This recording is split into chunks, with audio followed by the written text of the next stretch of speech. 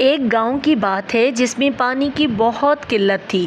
لوگ بھوکے پیاسے مر رہے تھے، مال مویشی بھی پیاس اور بھوک سے نڈھال تھے۔ گاؤں میں بہت پریشانی والا ماحول تھا۔ گاؤں کے سرپنچ نے اس معاملے پر بیٹھک بلائی۔ گاؤں کے لوگوں، میں نے آپ لوگوں کو آج یہاں جس لیے جمع کیا ہے، آپ لوگوں کو بھی اندازہ ہوگا۔ ہاں بالکل سرپنچ جی، پانی کی بہت قلت ہو گئی ہے گاؤں میں، اب تو یہاں رہنا بھی مشکل ہو گیا ہے۔ ہاں یہ تو ہے، لیکن ہم سب لوگ گاؤں چھوڑ کر جائیں گے کہاں اور کریں گے کیا؟ یہاں بھی تو بھوکے مر رہے ہیں، اس سے بہتر ہے کہیں اور چلے جائیں رزق کی تلاش میں۔ اس بار بارش بھی نہیں ہوئی، اگر بارش ہو جائے تو ہمارا گاؤں ہرا بھرا ہو جائے گا۔ اتنے میں ایک عورت بول پڑتی ہے۔ سرپنچ جی، سنا ہے گاؤں سے کچھ فاصلے پر اس پہاڑی کے پیچھے ایک کنواں ہے جو کافی پرانا ہے اور شاید اس میں پانی بھی ہے، لیکن وہاں جانے کی کسی کو اجازت نہیں۔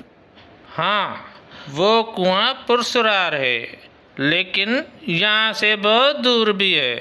اگر سورج ڈوبنے سے پہلے وہاں سے پانی بھر کے واپس چلے جائیں تو کوئی گھبرانے کی بات نہیں۔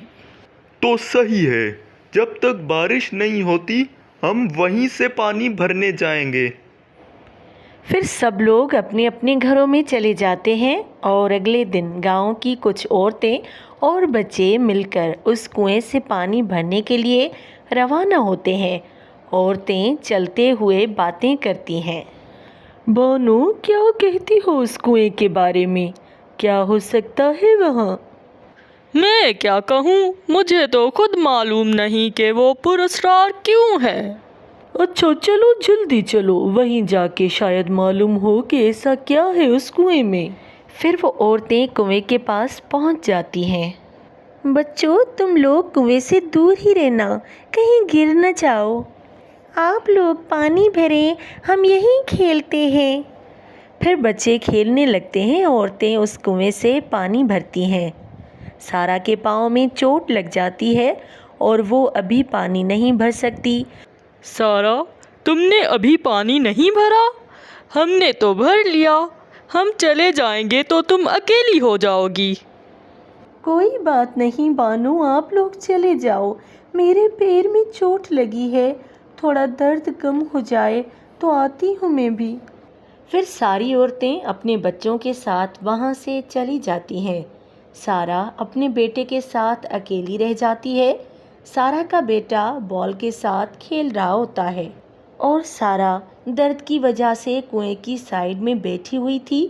اچانک بچے کی بال کنویں میں چلی جاتی ہے۔ ماں، میری بال کنویں میں گر گئی، مجھے نکال کے دو۔ ارے بیٹا، یہ تو نے کیا کیا؟ اب میں کیسے نکالوں؟ میرے پاؤں میں بھی بہت درد ہے۔ مجھے بال چاہیے، مجھے بال چاہیے۔ پھر سارا اس کنویں کے قریب جاتی ہے اور اندر جھانکتی ہے، بال پڑی تھی۔ کاش یہ بال کوئی نکال دے، میرا بیٹا کتنا رو رہا ہے۔ اور بال خود بخود اڑتی ہوئی باہر آ جاتی ہے۔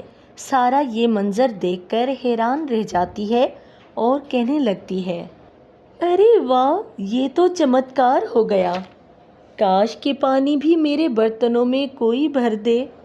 اور پھر سارے برتن پانی سے بھر جاتے ہیں۔ وہ بہت خوش ہوتی ہے اور اس وقت سورج ڈوبنے کا ٹائم ہونے لگتا ہے۔ سارا کو وہ بات یاد آ جاتی ہے کہ سورج ڈوبنے سے پہلے وہاں سے نکلنا ضروری ہے۔ پھر وہ اپنے بیٹے کو لے کر وہاں سے چلنے لگتی ہے تو اچانک ہنسنے کی آواز آتی ہے۔